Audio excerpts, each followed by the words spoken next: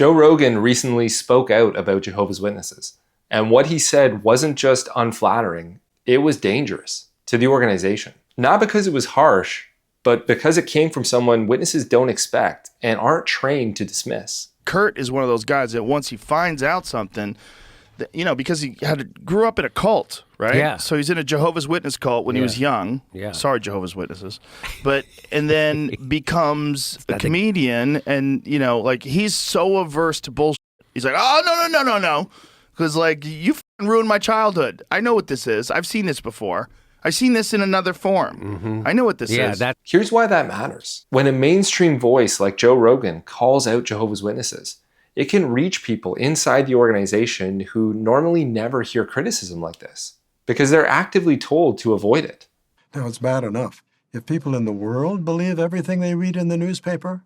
But brothers, let's not be among them. If they are the words of apostates, why would we believe them? Stick with what we have authorized. You'll be safe. But what happens when you're watching or listening to something and your guard is down? That's why when someone like Joe Rogan says Jehovah's Witnesses are a cult, it matters more than you may think. And Joe didn't stop there. A few months later, he had a guy named Kurt Metzger on the show, who's a stand-up comedian. He's also a former Jehovah's Witness. And what he said might feel very familiar to many of us. I know you accuse me of being secretly religious, but I was kidding. Well, I'm openly this. Jehovah's Witnesses, now they told me God was going to kill all of you by 20 years ago, so it's awkward now for me, obviously. But what's funniest about that comment is, of course, Joe laughed, and how could you not, right? But it's not even really a joke. As Jehovah's Witnesses, we were told that all our lives with a straight face. That Armageddon was coming, it was coming soon, and that all non-Jehovah's Witnesses would soon be killed. And yet, here you all are. Anyways, the conversation goes on and it gets even more interesting. People don't know you grew up Jehovah's Witness. You were, a long time ago, you were getting real upset about a lot of this woke. And I remember you saying this. No, I've seen this before. This is the same shit I saw in the Jehovah's Witness. This is the same shit before.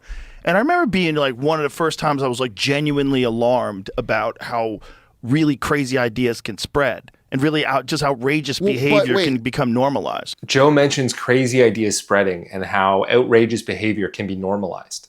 And again, if you were a Jehovah's Witness, you know exactly what that's like. I mean, imagine a world where someone tells you that you're not allowed to talk to your kids anymore, or your parents, or your siblings, or your best friend.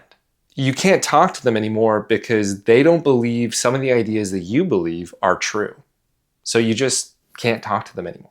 Yeah, that sounds like a cult. That sounds crazy, but that's exactly what happens in the Jehovah's Witness community with disfellowshipping. And even though it's outrageous, it gets socially reinforced as normal or even good within the JW culture. The second part of that is, it's reminding me of that, but without the love and forgiveness of if you believed in Jesus. So they took the only good thing out of it. Now, this is a great point. And unfortunately, growing up in a group like Jehovah's Witnesses can give a really poor representation of Christianity. Obviously, listen, you can have a bad experience in any denomination, but what many of us experienced as Jehovah's Witnesses wasn't historic Christianity.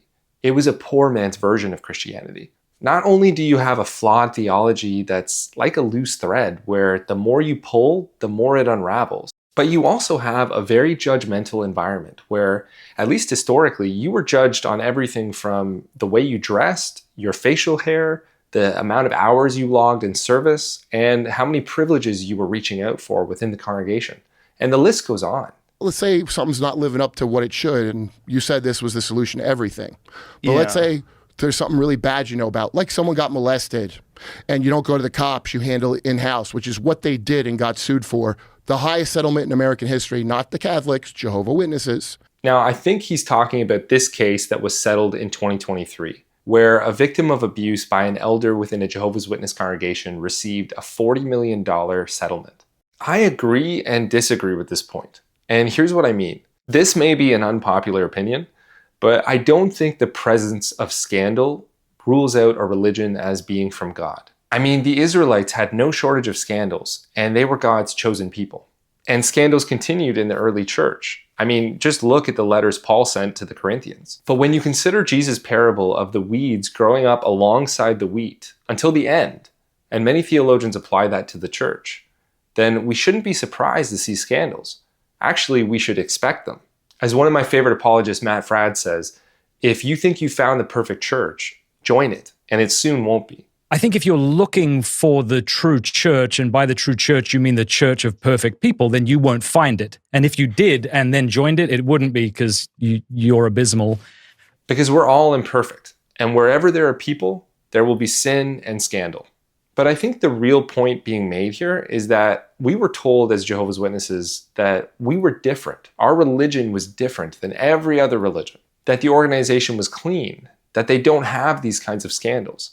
But of course, that's not true. Many Jehovah's Witnesses just don't hear about any of the scandals because they're actively discouraged from paying any attention to negative news stories or anyone who might be criticizing the organization. So it's important for Jehovah's Witnesses to hear that, yeah, scandals happen in your organization too.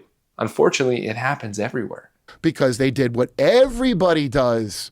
They Epstein file, hide the files, handle it in-house. This could look bad. If you saw what I saw, you wouldn't release it either. All that bullshit. So don't tell me you're the one organization from God and you did that. And like, people ought to be kicked out for that.